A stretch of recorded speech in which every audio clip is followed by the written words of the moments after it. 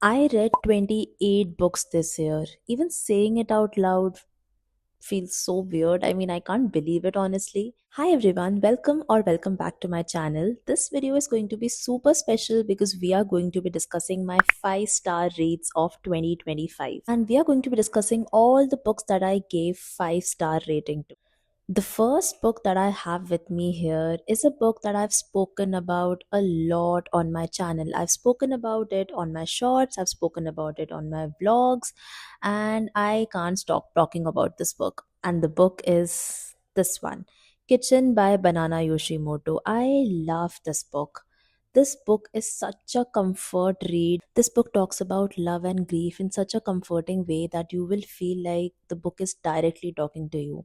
If you're looking for a short Japanese novella that's going to capture your heart and that's going to stay with you for long, then you should definitely pick this one up. The next book that I have with me is a book that made me cry a lot. I mean, this is the first book that I read in 2025 that kept me awake at night, and I kept thinking about this book and I couldn't even sleep. The book that I'm talking about is a historical fiction called The Stationery Shop of Tehran. If you are into historical fiction and you love reading books like The Thousand Splendid Suns and The Kite Runner, then you are going to love this one. So please do give it a try. If you want to read just one book from this video, it has to be this one. This is my favorite. Please read it. The next book that I have with me is the only non-fiction book that I read this year that I've given 5 stars to. Giving a non-fiction book a 5-star review says a lot about it because I'm not a very big fan of non-fiction reads, and but this one was different. It's called Tiny Experiments. I've also given like an in-depth review of this book on my channel. You can go and check it out on my shorts feed. The thing that I like the most about this book is that the concepts are not repetitive and boring like the other nonfiction books. It has a very fresh perspective to offer. It talks about having an experimental mindset, and also the writing style of the book is non preachy. So, that is the reason I gave this book like a 5-star review.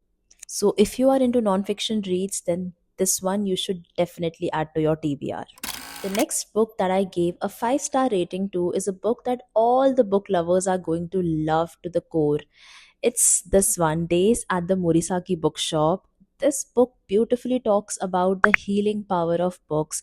It talks about bookish people, books, bookstores, and also a little bit about secondhand books in such a beautiful way that it is bound to make you feel so good. The next book that I'm going to be talking about is a collection of short stories. I don't have the copy of the book with me right now because I've given it to my mom to read.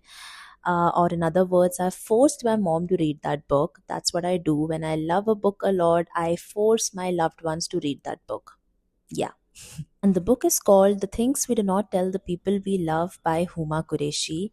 Each and every story in this book feels so cozy and it hits home.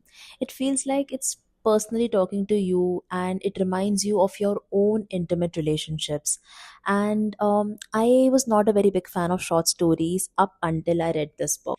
This book has totally changed the way that I looked at short stories. Now I go out and look for short story collections to read in between the long stories that I'm reading, because that's how powerful this book was. I mean, I felt so good at the end of the day when I completed one story, and I was also able to get a lot from the stories that I read.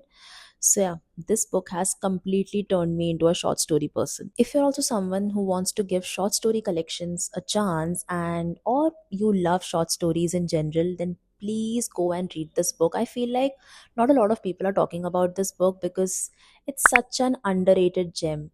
I mean, everybody should at least give this book a try. The next book that I gave 5-star rating this year is a very famous classic book, and I feel like this book you will be able to relate to even if you are 8 or 80. The book is the very famous The Little Prince. If you're just getting started with reading classics, then this is a perfect book to start with. It's such an easy read and you won't feel intimidated at all. And the best part is it's a very short book. This is a book that you can keep reading again and again over the years, and each time that you read it, you will be able to relate to it with the current life stage that you are in. That's the beautiful part about this book. And it's just, I think, under 100 pages, so it's not even that big book. So everybody should at least give this book a try. The last book that I have with me is a book that you're going to love if you are a cat lover or an animal lover in general. The book is called She and Her Cat. This is also a book that I've not seen a lot of people talking about. It's such an underrated gem. And if you love animals and if you love cats, then this book is going to be such a cozy and comforting read to you. And the best part is that this book has a human perspective as well as the perspective of the animal. So you basically get a sneak peek of what goes inside the minds of cats and animals in general. And you get to know what they think about us humans as well. So it's a very, very interesting and fun read. So, yeah, with that, we come to the end of this video. I hope you enjoyed watching my 5-star reads of 2025. I would love to know what were your 5-star reads, so put them in the comment section below. And yeah, I hope you really enjoyed this video. If you did, then make sure to like, share, and subscribe to my channel. I'll see you next time. Bye.